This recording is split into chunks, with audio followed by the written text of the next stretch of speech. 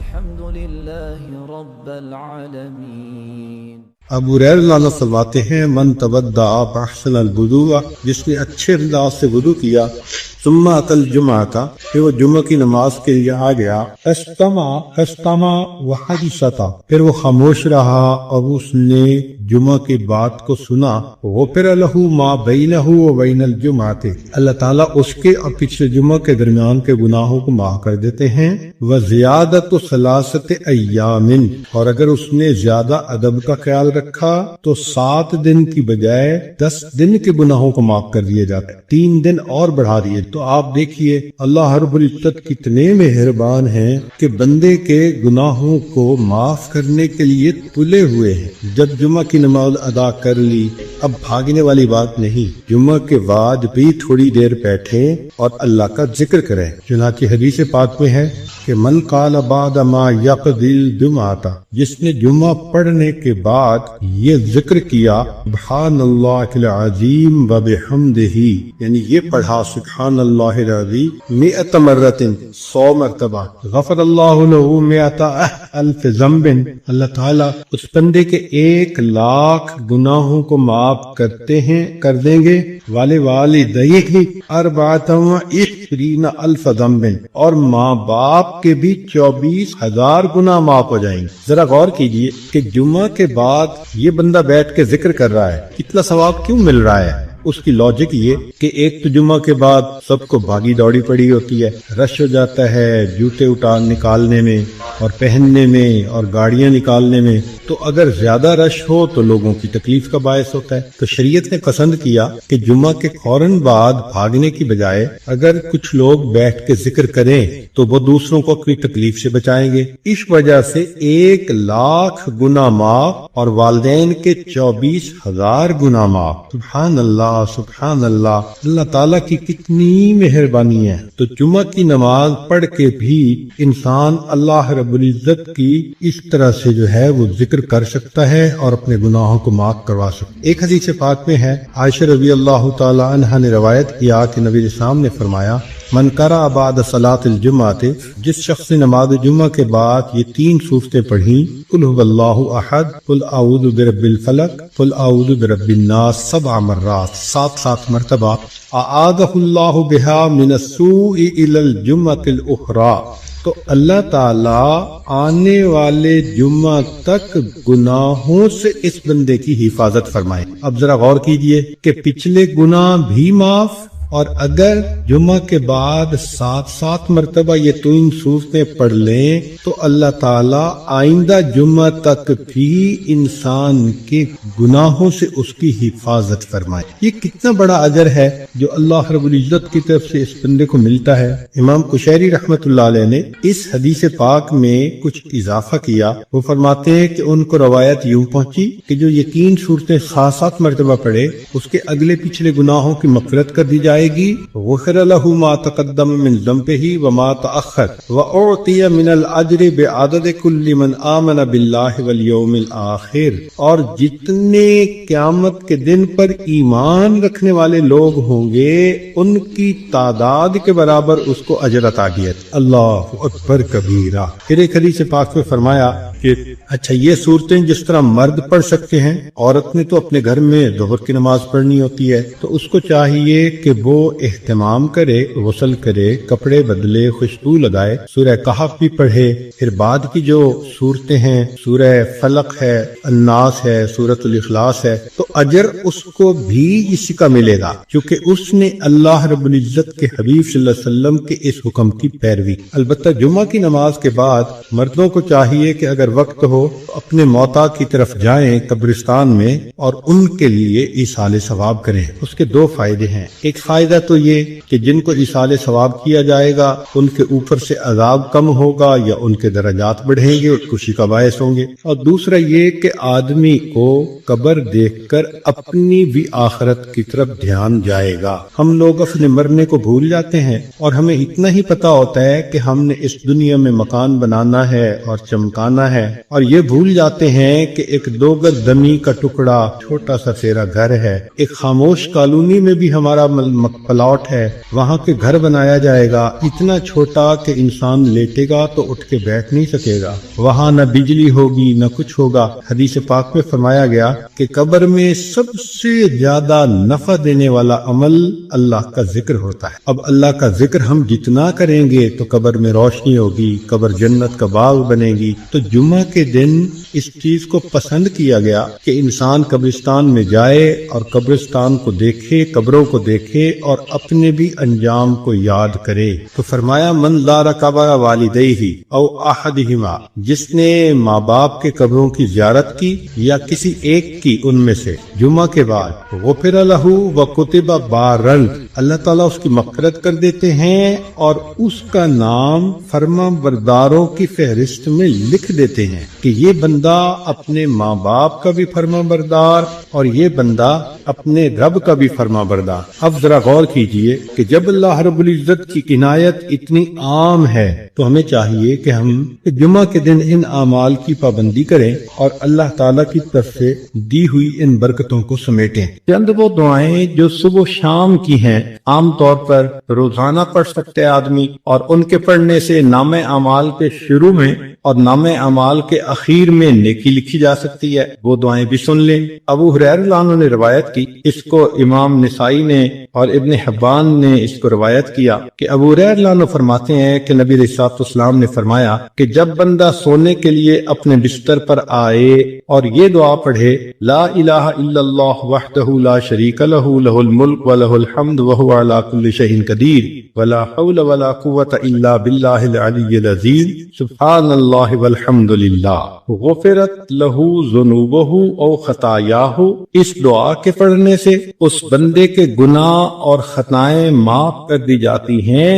وَإِن كَانَتْ مِثْلَ زَبَدِ الْبَحْرِ، وفی روایہ وَلَوْ كَانَتْ أَكْثَرَ مِنْ زَبَدِ الْبَحْرِ، اگرچہ اس کے گناہ سمندر کی جھاگ کے برابر کیوں نہ ہوں، اور ایک روایت میں ہے کہ سمندر کی جھاگ سے بھی زیادہ ہوں گے پھر بھی اس کے گناہ معاف کر دیے جائیں گے۔ تو اب اس دعا کو پڑھنا زندگی کا معمول بنا لیں، اس قدر آسان ہے اللہ رب العزت کی نعمتوں کو لینا۔ چنانچہ ایک دوسرا عمل بھی ہے، وہ بھی لیٹتے وقت کیا جاتا ہے، یک نہ شد دو شد، ایک نہیں بلکہ دو عمل۔ چنانچہ ابو سعید خدری رضی اللہ تعالیٰ عنہ روایت کرتے ہیں، کنز المال میں یہ حدیث مبارکہ ہے کہ جب کوئی بندہ لیٹنے کے لیے اپنے بستر پہ آئے اور پڑھے استغفر اللہ الذی لا الہ الا هو الحی القیوم واتوب الیہ 3 مرات، 3 مرتبہ یہ پڑھ لے، غفرت لہ ذنوبہ، اس کے گناہ معاف ہو جاتے ہیں۔ وَإِن كَانَتْ مِثْلَ زَبَدِ الْبَحْرِ، اگرچہ وہ سمندر کی جھاگ کے برابر ہوں۔ وَإِن كَانَتْ عَدَدَ وَرَقِ الشَّجَرِ، اگرچہ ساری دنیا کے درختوں کے پتوں کے برابر ہوں۔ وَإِن كَانَتْ عَدَدَ رَمْلٍ عَالِجٍ، اگرچہ ساری دنیا کی ریت کے ذرات کے برابر کیوں نہ ہوں، اللہ سب کو معاف فرما دے۔ اللہ اکبر کبیرہ، وہ کتنا کریم پروردگار ہے کہ جس نے اپنے بندوں کو بخشنے کے لیے کیا کیا آسانیاں پیدا کر دی کہ 3 مرتبہ یہ استغفار پڑھ کر انسان کے سارے گناہ معاف ہونے کی بشارتیں۔ اور اب ہمیں یہ احساس ہوگا کہ ہم کتنے نالائق ہیں اور کتنے بے وقوف ہیں کہ زندگی کا اتنا عرصہ ان دعاؤں کو پڑھے بغیر ہم نے گزار دیا۔ انپیرلیلڈ لاس، بہت بڑا نقصان کر لیا۔ ہمیں واقعی اس پہ بہت شرمندہ ہونا چاہیے اللہ کے سامنے اور بہت افسوس کرنا چاہیے، اور آئندہ اس چیز کی امپورٹنس کو دل میں بٹھا کے ان اعمال کو باقاعدگی سے کرنے کا اہتمام کرنا چاہیے۔ اچھا، یہ دعائیں تو 2 ایسی تھیں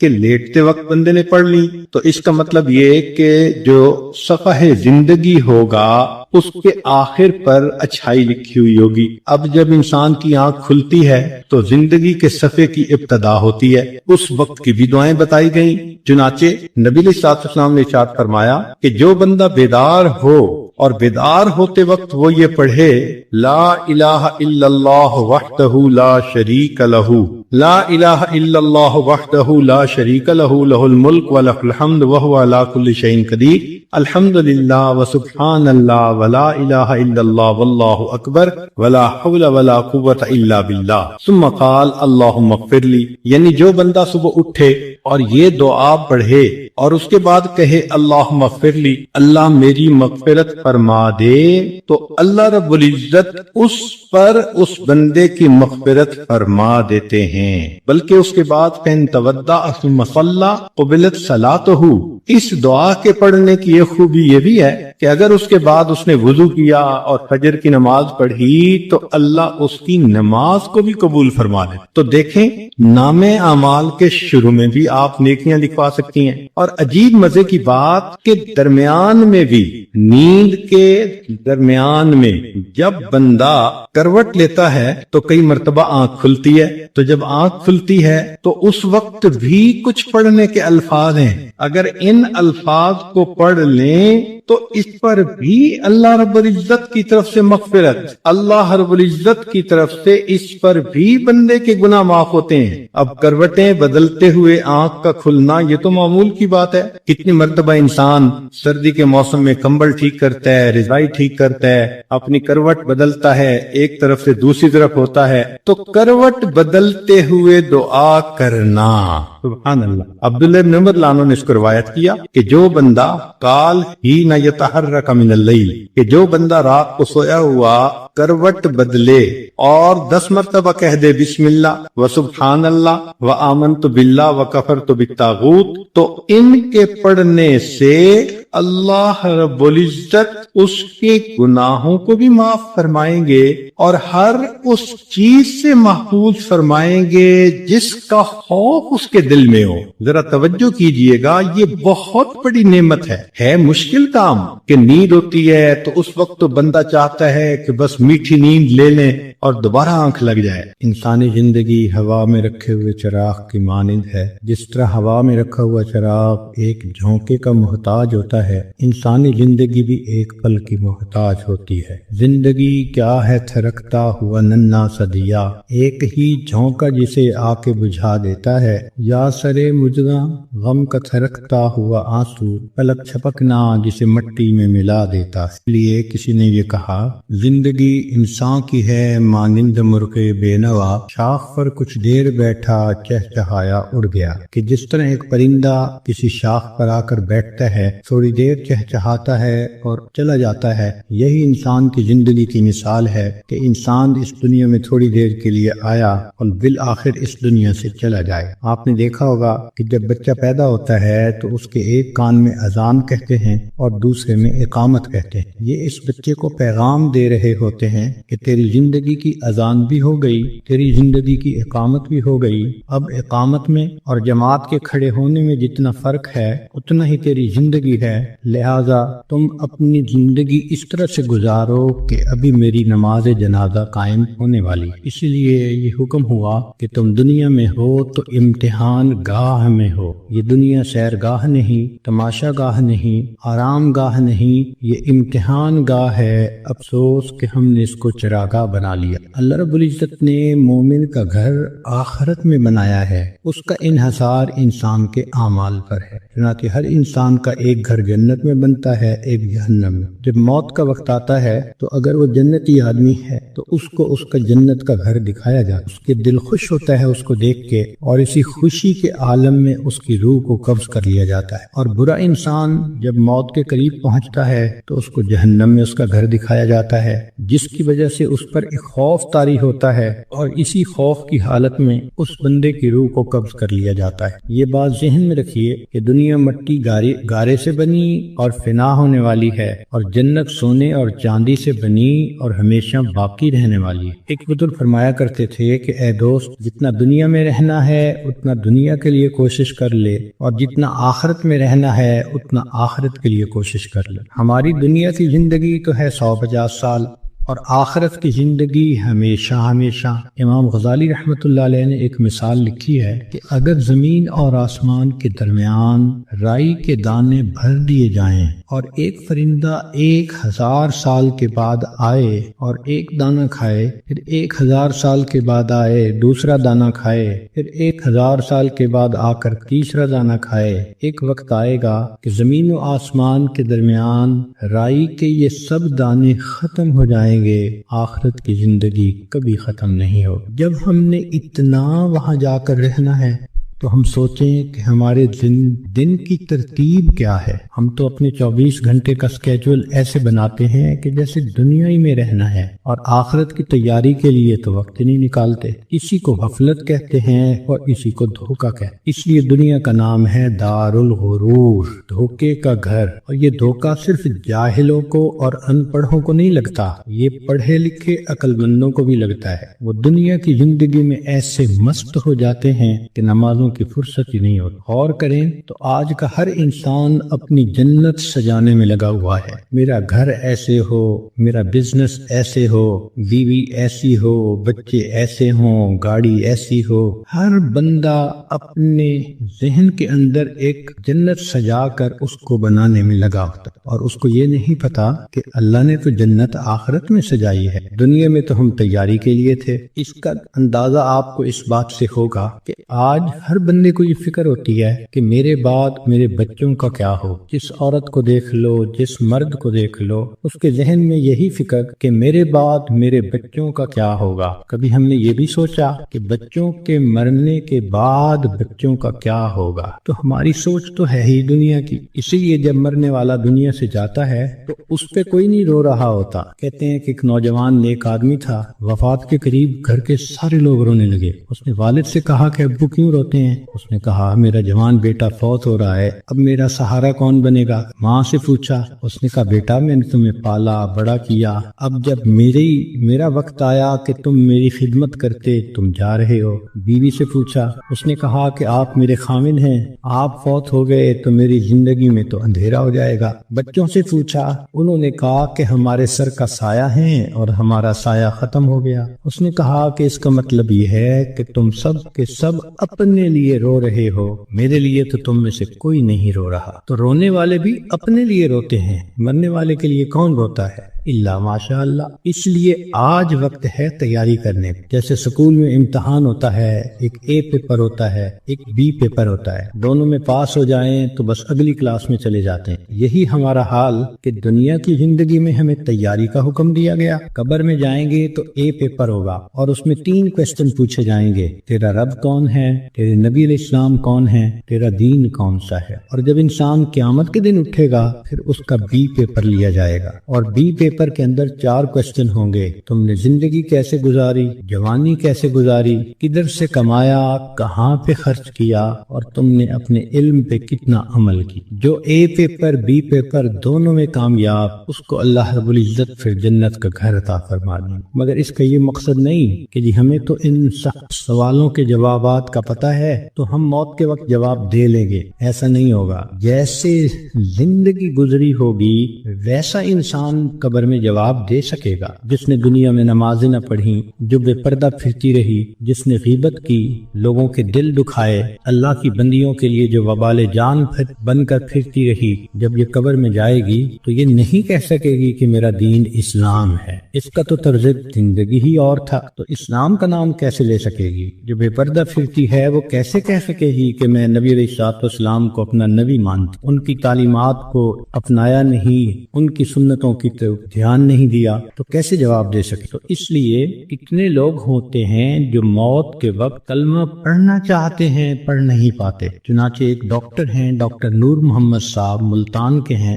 انہوں نے زندگی کے 35 سال ایمرجنسی وارڈ کے اندر ڈیوٹی کی۔ انہوں نے موت کے اوپر ایک کتاب لکھی ہے، اس میں وہ لکھتے ہیں کہ اس ایمرجنسی وارڈ میں تو لوگ آتے ہیں جو آخری لمحوں پر ہوتے ہیں اور بہت سارے فوت بھی ہو جاتے ہیں، تو جب بھی کوئی ایسا بندہ میرے سامنے آتا میں اسے کلمہ پڑھنے کی تلقین کرتا۔ وہ کہتے ہیں کہ میرا تجربہ یہ ہے کہ 100 میں سے 95 بندوں کو کلمہ پڑھنا نصیب نہیں ہوتا۔ تو ان سے پوچھا گیا کہ کیسے؟ وہ کہنے لگے کہ پہلے تو مجھے سمجھ نہیں لگتی تھی کہ یہ کیوں نہیں اونچا کلمہ پڑھتے جبکہ میں ان کو پڑھا بھی رہا ہوں۔ پھر ایک بندے کو میں نے کہا کہ تمہیں ہارٹ پرابلم ہے، ہارٹ اٹیک ہے، تو میں تم سے پوچھوں گا کہ تم کلمہ پڑھو، اور اگر تم نہ پڑھ سکو گے تو میں پوچھوں گا کہ تم پڑھنا چاہتے ہو، پڑھ نہیں پا رہے؟ اس نے کہا بہت اچھا، میں جواب دوں گا۔ جب اس کی آخری کیفیت آئی تو میں نے اس سے پوچھا تو اس نے اشارے سے بتایا کہ میری زبان پہ فالج پڑ گیا ہے، اب میں بولنا بھی چاہتا ہوں، میری زبان بولتی نہیں۔ آج اللہ نے زبان کا کنٹرول ہمیں دیا،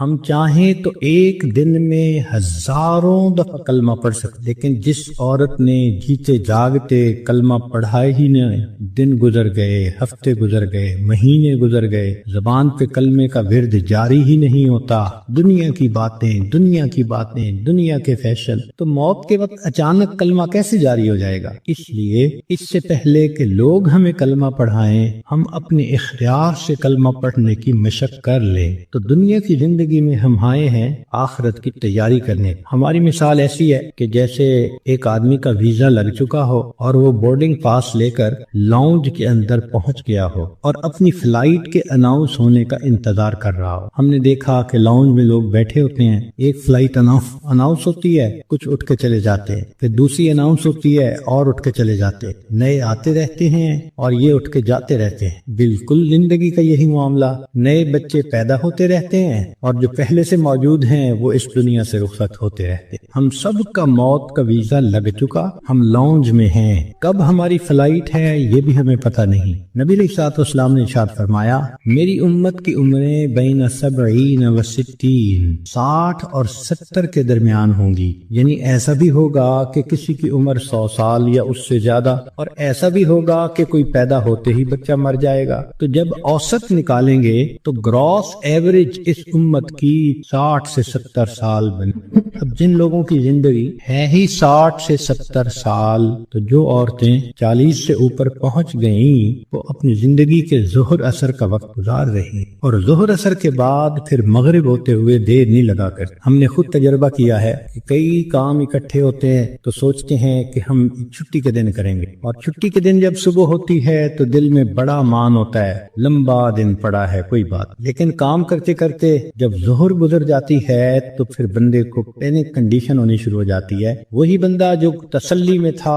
کہ لمبا دن پڑا ہے، اب ہاتھ پاؤں پھول رہے ہوتے ہیں اور وہ کہتا ہے جی دن تو نکل گیا، جلدی سے کام سمیٹو۔ تو جو 40-50 سے اوپر کی زندگی گزار رہی ہیں، اب وہ ظہر عصر کے وقت میں پہنچ گئیں، مغرب ہونے میں دیر نہیں لگا۔ اس لیے بہتر ہے کہ ہم موت سے پہلے موت کی تیاری کر لیں۔ اللہ رب العزت چاہتے ہیں تو بندے کو ڈاکٹر کے قدموں میں موت دے دیتے، اور اگر چاہتے ہیں تو بندے کے نام مردوں کی فہرست سے نکلوا دیتے۔ ہمارے ایک ڈاکٹر صاحب دوست تھے، وہ ایک ہاسپٹل کے ڈائریکٹر تھے، بڑے تھے، 300 بیڈ کا ہاسپٹل تھا۔ تو کہنے لگے کہ ایک مرتبہ میرے پاس لسٹ آئی ان مریضوں کی جو فوت ہو گئے، تو روزانہ میں سائن کرتا تھا تو وہ ڈیڈ باڈیز وارثوں کے حوالے کر دی جاتی تھی۔ تو میں سائن کرنے لگا تو میرے ذہن میں خیال آیا کہ میں ذرا ان کے چہرے تو دیکھ لوں۔ کہنے لگا میں نے چہرے جو دیکھے تو ایک بوڑھا آدمی تھا، ایسی میرے ذہن میں گیا کہ کہیں اس کو فٹ کا دورہ تو نہیں پڑا، تو میں نے ٹیکا منگوایا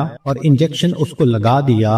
اللہ کی شان، وہ اٹھ کے بیٹھ گیا، مردوں کی فہرست میں اس کا نام لکھا جا چکا ہے۔ اللہ تعالیٰ چاہتے ہیں تو فہرست سے نام نکلوا دیتے۔ اور ایک اور ڈاکٹر صاحب کے بارے میں ہم جانتے ہیں کہ وہ اتنے ہارٹ اسپیشلسٹ ہیں کہ ملک کے صدر وزیر اعظم کے وہ ہارٹ اسپیشلسٹ ہوتے ہیں، VVIPs کے ہارٹ اسپیشلسٹ۔ ایک نوجوان آیا اور آ کے اس نے ان سے چیک اپ کروایا، تو ڈاکٹر صاحب نے پورا چیک اپ کرنے کے بعد ان کو کہا کہ your heart is functioning as good as that of a young man، کہ تمہارا دل تو ایک نوجوان بندے کے دل کی طرح ٹھیک ٹھیک کام کر رہا ہے۔ اس نوجوان نے ان سے اپنی فائل پکڑی اور پیچھے مڑ کر جو قدم اٹھایا وہیں اس کو ہارٹ اٹیک ہوا اور ڈاکٹر کی آنکھوں کے سامنے اس کی جان نکلی۔ اللہ تعالیٰ چاہتا ہے تو ڈاکٹر کے قدموں میں جان دے دیتا، موت دے دیتا ہے، اور اللہ تعالیٰ چاہتا ہے تو مردوں کی فہرست سے بندے کا نام نکلوا دیتا ہے، اور کئی مرتبہ انسان موت سے بھاگ کے جا رہا ہوتا ہے اور حقیقت میں موت کے قریب ہو رہا ہوتا ہے۔ چنانچہ سلیمان علیہ السلام کا دربار ہے، ایک شخص داخل ہوا اور اس نے وہاں بیٹھے ہوئے کسی آدمی کو بڑے غور سے دیکھا، تو جس بندے کو غور سے دیکھا اس پہ بہت خوف طاری ہوا، اٹھ کے سلیمان علیہ السلام کے پاس آیا، حضرت مجھ پہ بہت خوف ہے اس شخص کا جس نے مجھے غور سے دیکھا، آپ پلیز ہوا کو حکم دیں مجھے دور فلاں جزیرے کے اندر پہنچا دے۔ تو سلیمان علیہ السلام نے ہوا کو حکم دیا، اتنے میں آپ نے اس بندے کو بلایا جس نے گھور کے دیکھا تھا، پوچھا کبھی کون ہو؟ اس نے جواب دیا جی ملک الموت۔ تم اسے گھور کے کیوں دیکھ رہے تھے؟ تو کہنے لگے کہ میں اس لیے اس کو غور سے دیکھ رہا تھا کہ اس کی روح تو میں نے فلاں جزیرے کے اندر نکالنی ہے اور یہ آپ کے دربار میں یہاں بیٹھا ہوا ہے۔ تو سلیمان علیہ السلام نے بتلایا کہ اس نے مجھ سے خود ریکویسٹ کی کہ مجھے فلاں جزیرے میں پہنچا دے۔ ملک الموت نے کہا السلام علیکم، میں بھی اسی جزیرے میں جا رہا ہوں اس کی روح کو قبض کرنے کے لیے۔ بنی اسرائیل کے 5-6 آدمی سفر پہ 7 آدمی سفر پہ جا رہے تھے، اچانک بارش شروع ہو گئی، بجلی چمکنے لگی، اتنی خوفناک بجلی چمک رہی تھی کہ ان کو یہ خیال ہوا کہ آج یہ ہم میں سے کسی نہ کسی کو لے کے جائے گی۔ وہ ایک غار کے اندر چھپ گئے، مگر بارش بھی نہ تھمتی تھی اور بجلی چمکنا بھی نہ رکتی تھی، تو انہوں نے فیصلہ کیا کہ بھئی ایسے کرو، ایک ایک کر کے باہر نکلو، جس کو بجلی نے جلانا ہوگا وہ جلا دے گی تو باقی تو سکون کا سفر کر سکیں گے۔ چنانچہ ایک نکلا، بجلی چمکی مگر اس کو جلایا نہیں، وہ واپس آ گیا، پھر دوسرا نکلا، خیریت سے واپس آ گیا، تیسرا نکلا، چوتھا نکلا، 6 نکلے اور 6 کے 6 کو بجلی نے نہیں جلایا، ایک باقی رہ گیا۔ سب کہنے لگے کہ تو منحوس ہے، بدبخت ہے، تیری وجہ سے یہ ساری مصیبت آئی ہوئی ہے، نکل باہر۔ اس نے کہا میں نہیں نکلتا۔ سب زور لگا رہے ہیں، کہہ رہے ہیں، لڑ رہے ہیں کہ نکل باہر، وہ کہتے نہیں نکلتا۔ وہ ایسا وہاں پر جمع کہ اس نے کہا جو مرضی کر لو، میں غار سے باہر نہیں نکلوں گا۔ تو کچھ دیر کے بعد ان کے ذہن میں خیال آیا کہ اگر یہ باہر نہیں نکلتا تو ہم تو سب ایک ایک کر کے نکل چکے، چلو ہم نکلتے ہیں اور ہم سفر پہ چلتے ہیں، یہ اندر ہی رہے۔ جیسے ہی وہ 6 کے 6 باہر نکلے، بجلی چمکی اور 6 کے 6 کو موت آ۔ اب یہ سب دھکیل رہے تھے 7ویں کو، اور ان کو یہ نہیں پتا تھا کہ موت کا وقت تو ہمارا قریب آ چکا۔ کہتے ہیں کہ 2 چور کسی گھر میں آئے چوری کرنے کی نیت سے، تو ایک بڑھیا اور بوڑھا کمرے میں سوئے ہوئے تھے۔ انہوں نے ان دونوں کو رسیوں سے باندھ دیا چارپائیوں کے ساتھ، اور دونوں کی چارپائیاں اٹھا کر صحن میں رکھ دی، منہ پہ ٹیپ لگا دی، تاکہ ہم کمرے میں تسلی کے ساتھ سامان کو کھولیں گے اور قیمتی سامان کو لے جائیں گے۔ جیسے میاں بیوی کی چارپائیاں انہوں نے صحن میں رکھی، یہ کمرے کے اندر گئے کہ ہم چوری کرتے ہیں، اچانک کمرے کی چھت گری اور یہ دونوں چور دب کر مر گئے۔ محلے والے آ گئے، شور ہوا تھا۔ اب وہ حیران کہ میاں بیوی تو رسیوں سے بندھے ہوئے ہیں۔ ان سے پوچھا بھئی تمہیں باہر کس نے نکالا؟ ہمیں تو پتہ نہیں، ہم تو اندر سوئے ہوئے تھے۔ ان کو کھولا گیا، جب ملبہ ہٹایا گیا تو اس کے اندر 2 چوروں کی لاشیں دبی ہوئی تھیں۔ پتہ چلا کہ چور ان کو نکال رہے تھے کہ ہم چوری کریں گے، اور ان کو یہ نہیں پتا تھا کہ ہم اپنی موت کا خود انتظام اپنے ہاتھوں سے کر رہے۔ تو انسان کئی مرتبہ موت سے دور بھاگتا ہے اور حقیقت میں وہ موت کے قریب سے قریب تر ہو رہا ہو۔ اس لیے ہمیں چاہیے کہ ہم موت کی تیاری کریں۔ مہلت ہر ایک کو ملی ہے، کسی کو کم کسی کو زیادہ۔ اس مہلت سے جو فائدہ اٹھائیں وہ خوش نصیب انسان۔ اس دنیا میں آپ کو اللہ کا منکر تو مل جائے گا، رسالت کا منکر بھی مل جائے گا، دین کا منکر بھی مل جائے گا۔ اس دنیا میں آپ کو موت کا منکر کوئی نہیں مل۔ دہری سے دہریہ بھی ہوگا تو یہ مانے گا کہ ایک دن مجھے موت آنی ہے۔ جب موت آنی ہی ہے تو کیوں نہ انسان اس کے لیے تیاری کر لے۔ اور موت کی تیاری یہ نہیں کہ انسان جاگنگ کرے اور ویٹ لفٹنگ کرے اور ایکسرسائز کرے، نہیں۔ موت کی تیاری یہ ہے کہ انسان اپنے پچھلے گناہوں سے توبہ کر لے، آئندہ نیکوکاری کی زندگی گزارنے کا ارادہ کر لے، اور جو لوگوں کے حقوق اس پر ہیں ان سے معافی مانگ لے۔ ہم نے دیکھا کہ بسا اوقات جو بندہ بیمار ہوتا ہے اس کے ساتھ اوپر والے ظلم کرتے ہیں۔ ظلم کا کیا مطلب؟ کہ اس کو حقیقت نہیں بتاتے کہ بیماری کتنی ہے، تسلی دیتے رہتے ہیں، اور وہ جھوٹی تسلی ہوتی ہے۔ ابو ٹھیک ہو جائیں گے، امی ٹھیک ہو جائیں گے، اور وہ سمجھتے ہیں کہ ہم بڑا نیکی کا کام کر رہے ہیں۔ وہ جی بتائیں گے تو ابو کو شوق لگے گا، بھائی شوق تو ان کو لگے گا جب اچانک موت آ جائے گی۔ یہ بہتر نہیں کہ ان کو پہلے سے انفارم کر دیا جائے کہ جی بیماری خطرناک ہے، زندگی کا پتہ نہیں، وہ کلمہ پڑھ لیں، ابو تیاری کریے۔ اوپر والے ظلم کرتے ہیں بندے کندھے کے ساتھ۔ چنانچہ ایک مرتبہ میں اپنا واقعہ آپ کو سناتا ہوں۔ ایک صاحب تھے جو سیکٹری لیول کے تھے، بہت لکھے پڑھے اور بڑی ان کی تنخواہ اور گاڑیاں اور ٹیلنٹڈ انسان۔ ان کی ریٹائرمنٹ ہوئی تو وہ بیمار ہوئے تو ہاسپٹل میں تھے۔ گھر آئے تو ہم ان کی تباہ کرسی کے لیے حاضر ہوئے، تو جب اس کے بڑے بیٹے نے مجھے دیکھا تو کہنے لگا حضرت صاحب میرے ابو کے لیے دعا کر دیں، ڈاکٹر نے تو ہمیں جواب دے دیا ہے اور کہا ہے کہ بس ہفتے 10 دن کی بات ہے، ان کے اندر کینسر پھیل چکا، لیکن ہم نے ابو کو نہیں بتایا، آپ بھی پلیز ابو کو نہ بتانا۔ میں خاموش رہا۔ خیر اندر گئے، ملاقات ہوئی، تھوڑی دیر کے بعد میں نے انہیں کہا جی کہ مجھے آپ سے کوئی بات کرنی ہے، تو انہوں نے سب کو جانے کا حکم دے دیا کہ وہ کمرے سے جاؤ، میں حضرت جی سے کوئی بات کرنا چاہتا ہوں۔ جب وہ اکیلے ہو گئے تو میں نے ان سے بات کی کہ دیکھیں زندگی کا کوئی بھروسہ نہیں، کوئی نہیں جانتا کہ کب موت آئے گی، کیا پتا میری موت پہلے آئے، کیا پتا آپ کی موت پہلے آئے۔ ہم نے آنکھوں سے دیکھا ہے بوڑھا باپ جوان بیٹے کی لاش کو دفن کر رہا ہوتا ہے، اور کئی مرتبہ جوان باپ اپنے نوزائیدہ بچے کی لاش کو دفن کر رہا ہوتا ہے، تو یہاں کیا بھروسہ زندگی کا؟ کہنے لگے بالکل صحیح بات ہے۔ میں نے کہا کہ بات یہ ہے کہ آپ کی جو رپورٹیں ہیں ان سے پتہ چلتا ہے کہ آپ کے اندر کینسر بہت پھیل چکا اور ڈاکٹروں نے ہفتہ 10 دن کا وقت دیا ہے، تو بہتر یہ ہے کہ آپ تیاری کر لیں۔ یہ بات سنتے ہی اس کی آنکھوں میں چمک آ گئی اور وہ مجھے کہنے لگا کہ حضرت صاحب آپ نے سچ کہا، یہ سارے لوگ مجھے جھوٹی تسلیاں دے رہے تھے، مجھے کنفیوز کر رہے تھے، میرا دل کہتا تھا کہ میری بیماری خطرناک ہے، اور یہ اوپر والے کہتے تھے، رپورٹ بھی نہیں دکھاتے تھے، کہتے تھے بس ٹھیک ہو جائے گا، آپ فوراً ٹھیک ہو جائیں گے، اللہ آپ کا بھلا کرے، آپ نے مجھے بتا دیا۔ میں نے تو اب اپنے پوتے پوتیوں کو، نواسے نواسیوں کو دیکھ لیا، کتنا بندے نے رہنا ہوتا ہے، تو چلو مجھے اندازہ تو ہو گیا۔ اب یہ کہہ کر انہوں نے دروازہ کھلوایا۔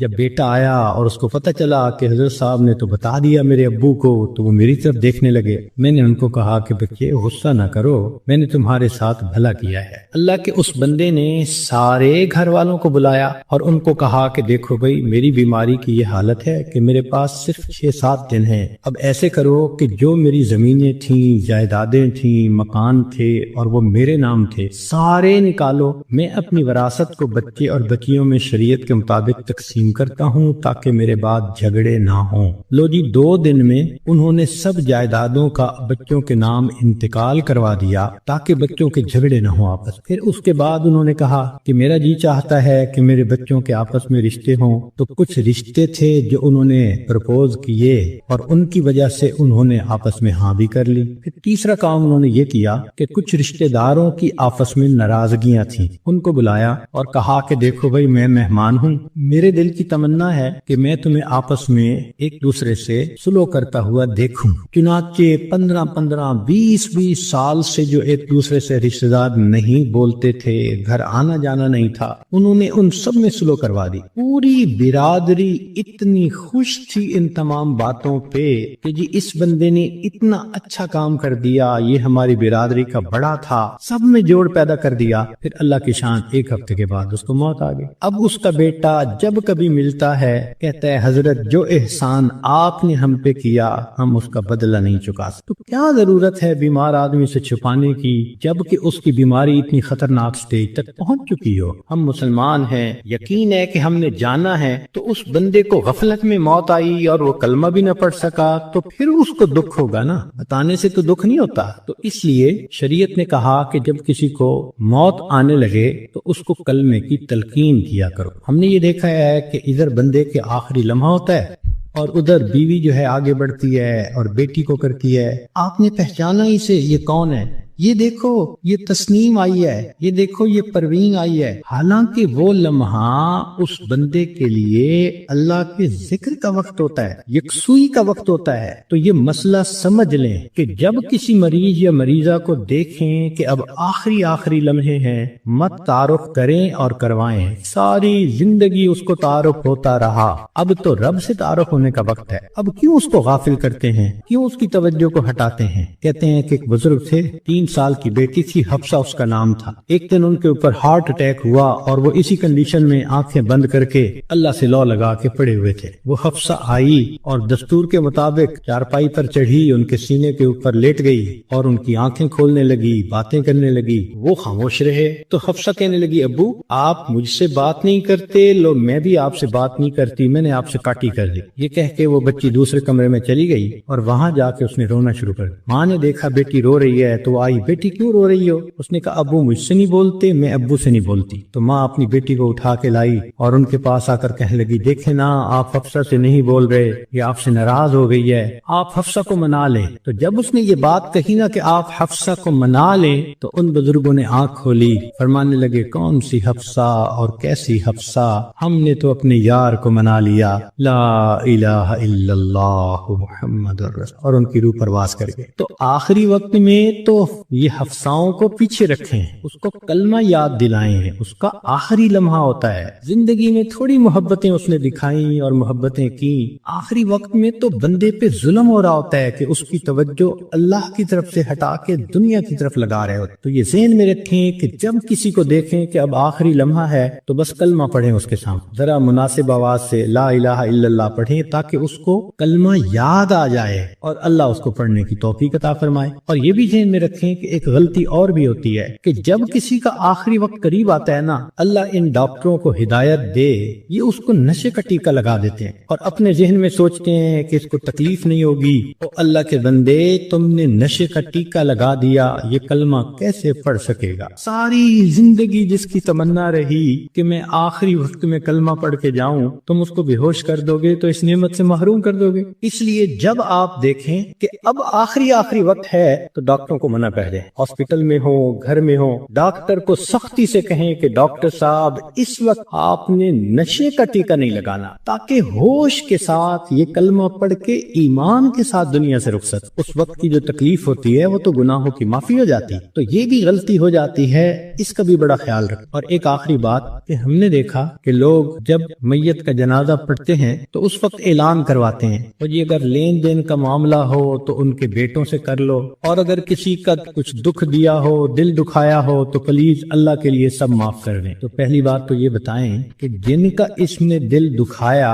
کیا وہ اس کا جنازہ پڑھنے آئے ہوں گے؟ اور دوسری بات کہ اگر اس نے رشتہ دار عورتوں کا دل دکھایا تو عورتیں تو ویسے ہی جنازہ پڑھنے نہیں آتی۔ تو موت کے بعد اعلان کروانے کا اتنا فائدہ نہیں، لطف اور مزہ تو یہ ہے کہ زندگی میں یہ معافی مانگے۔ کم لوگ ہوتے ہیں جو اپنی زندگی میں لوگوں سے معافی مانگ لیتے۔ ہمارے ایک بزرگ تھے، سفید ریش ہو گئے تھے، ان کی ایک خوبصورت عادت تھی، وہ جس کسی سے ملتے تو الوداع ہوتے ہوئے فرماتے، آپ کے تو میرے اوپر بہت حقوق ہیں، میں کمزور ہوں، ادا نہیں کر سکا، آپ مجھے اللہ کے لیے معاف کر۔ شریعت کہتی ہے کہ جب کہنے والے نے یہ کہا اور سننے والے نے آگے سے مسکرا دیا تو بس اس نے گویا معاف کر دیا۔ وہ ہر کسی سے معافی مانگتے تھے، بڑے سے بھی، چھوٹے سے بھی، ہر کسی سے۔ تو مرد بھی اس عادت کو اپنائیں، عورتیں بھی اس عادت کو اپنائیں۔ بیوی خامن سے معافی مانگ لے، خامن بیوی سے معافی مانگ لے، بچے آپس میں ایک دوسرے سے معافی مانگ لے۔ یہ معافی مانگنے کی عادت اچھی عادت، اس میں کوئی شان گھٹ نہیں رہی ہوتی کہ بندہ کہہ دے جی مجھ سے تو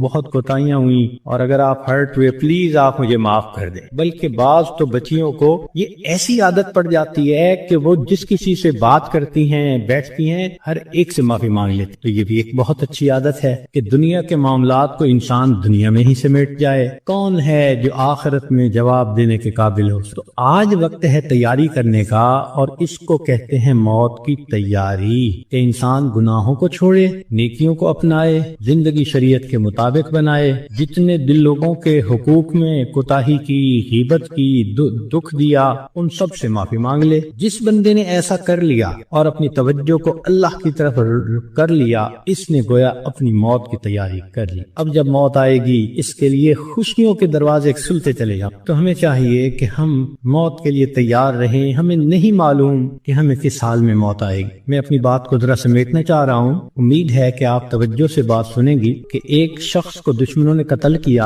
اور نہر میں پھینک دیا، اور اس کی لاش پانی کے اندر کئی دن ڈوبی رہی۔ جب وہ اوپر آئی سطح پر تو اتنی پھول گئی تھی کہ بندے کی پہچان ممکن ہی نہیں تھی، شکل ہی بدل گئی۔ پولیس والوں کو پتا چلا، انہوں نے آ کے لاش نکالی۔ نکالی اور جب دیکھا کہ پہچان ہی نہیں ہوتی تو انہوں نے قریبی بستی والوں کو بلایا اور کہا کہ بھئی اس کو نہلا دو، کفنا دو، مسلمان تو ہے۔ چنانچہ امام صاحب نے کہا کہ جی میں نہلا تو دوں گا، میرے پاس کفن کے پیسے تو نہیں ہیں، مجھے کفن کے پیسے دے دو۔ ایک بندے نے کہا کہ جی اعلان کر دو۔ ذرا سنیں، مسجد میں اعلان ہوا، بھائی لاوارث ناش ہے، کفن خریدنا ہے، چندہ لاؤ۔ کوئی روپیہ لایا، کوئی 2 لایا، کوئی 5 لایا۔ آدھے گھنٹے تک اعلان ہوتا رہا کہ لاوارث لاش ہے، کفن خریدنا ہے۔ آدھے گھنٹے کے بعد پھر جا کر پیسے پورے ہوئے، کفن خریدا گیا، اس کو نہلایا گیا، کفنا دیا گیا، جنازہ پڑھایا گیا۔ جنازہ پڑھتے ہوئے ایک آدمی کی آنکھ میں بھی آنسو نہیں تھے، اس لیے کہ کوئی جانتا ہی نہیں تھا یہ کون ہے۔ جب اس کو دفن کیا گیا تو 3 مہینے کے بعد کیس کی حقیقت کھلی، تب پتہ چلا کہ وہ سرگودا کے علاقے کا ایک ذمہ دار تھا۔ 4 مربع اس کے باغات تھے، کروڑوں کی سالانہ آمدنی تھی، کوئی 6